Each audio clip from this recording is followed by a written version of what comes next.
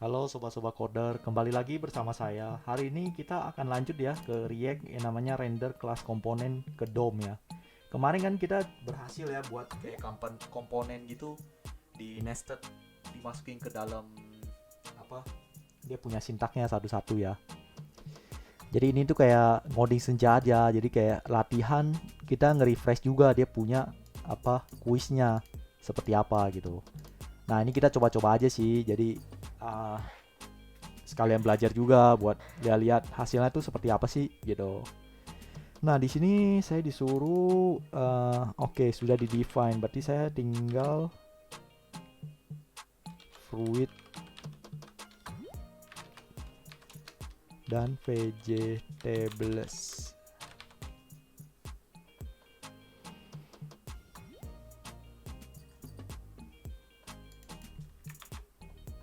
Type of component dan type.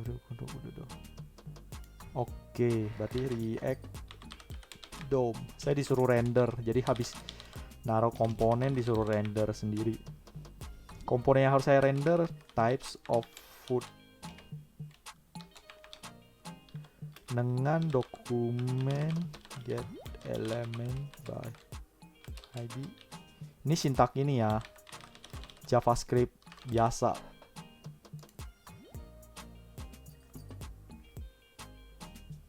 Kenapa nih? Within the div, there is a div with id available for you to use. Get element.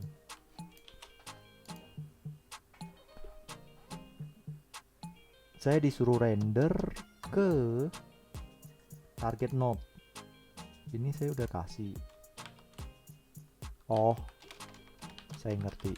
Types of food. Jadi render dia punya id-nya ke div-nya. Kalau pakai cara begitu itu cara yang begini ya, itu dia render ini kelas ini ke dalam div. Tapi kalau saya ketik kayak tadi itu elemen itunya langsung berubah jadi yang sesuai yang itu yang saya mau gitu. Itu nggak bagus soalnya. Change the code below. Sekarang kamu sudah belajar basicnya JSX dan React komponen. Sekarang tulislah komponen sendiri. Waduh, waduh, saya nggak hafal lagi sintaknya ini. Waduh, React komponen, Google dulu. React komponen. Kita baca dulu ya, nyontek dulu. Begini toh cara pakai ya. Ah,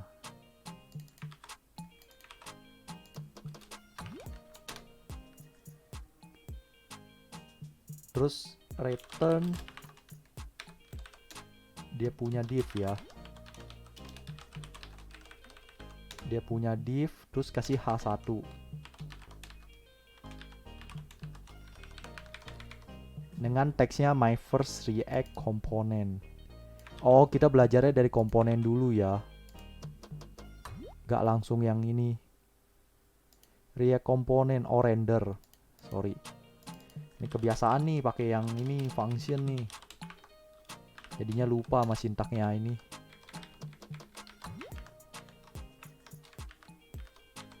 Lupa sama sintaknya komponen.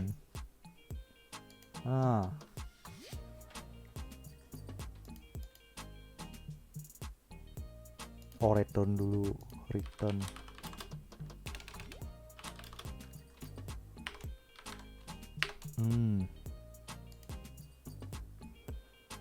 Oh iya, habis gini baru React DOM render.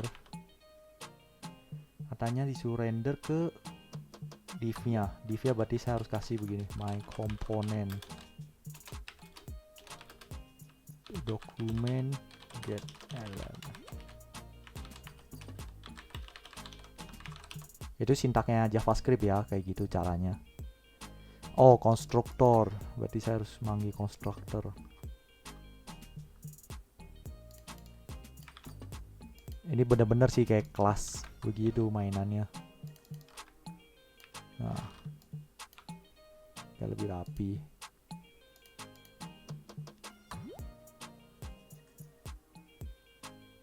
unexpected token. Oh ini. Oke.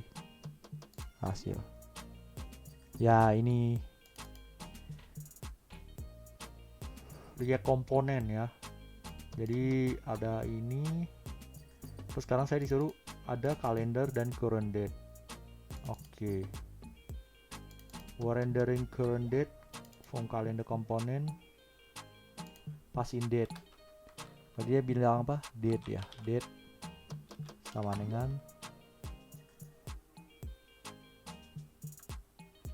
begini date. Aha. Terus di sini bilangnya within ptext. Berarti begini.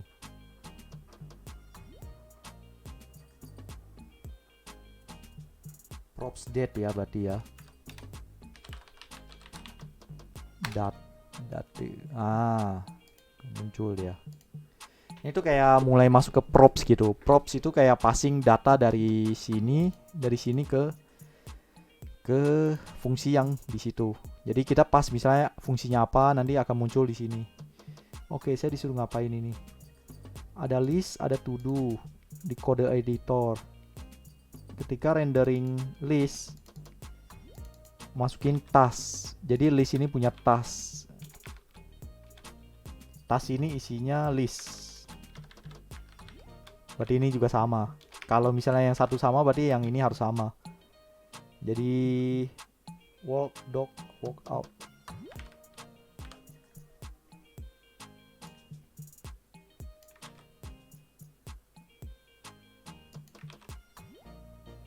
Walk out dan access this task arrange the list component showing value using p props.task.join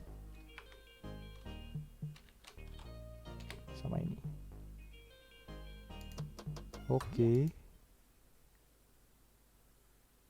Tasks. Nah. Terus dia bilang apa lagi? Sebentar. Display prop task di array koma. 2 task. Tomorrow hasil 3 task.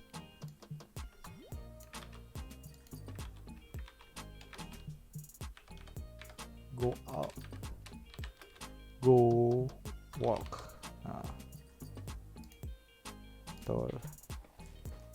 Jadi ini lebih ke props ya, latihan props. Oke, lanjut. Kita disuruh ngapain di kode editor? Ada kan ada shopping chart komponen ya. Harus ada default value of null.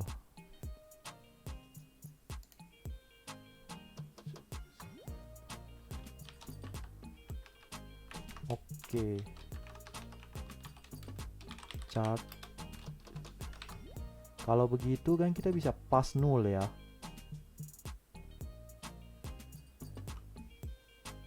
Define default props with props items null.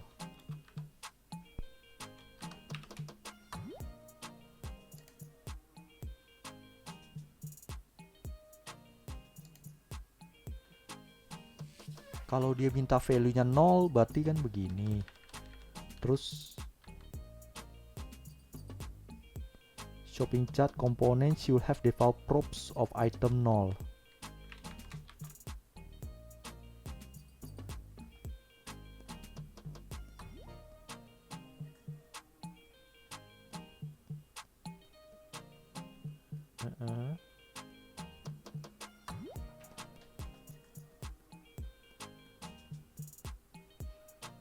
Default props ya. Coba kita lihat dulu ya. Jadi kita ngecek keluar dulu cara make propsnya. Oh, shopping chart default props sama dengan items. Jadi kita sebut dulu nih itemnya nih 0. Ya kan, defaultnya. Kalau udah ada default berarti kita harus override override berarti begini, items hanya 10.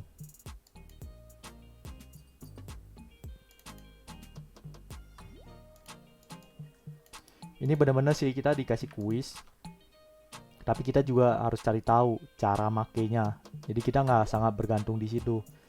Kadang-kadang kita harus lihat di luar cara pakainya gimana ini. Oke, tidak bisa. No. Oke, kita coba figure out ya gimana caranya. Shopify komponen sekarang render dia punya child komponen. Jadi set to 0.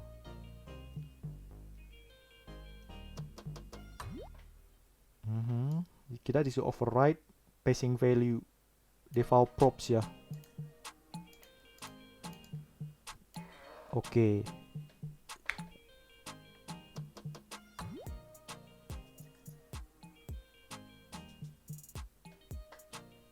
Kita misalnya quantity sama dengan 10. Bisa gak tuh begitu?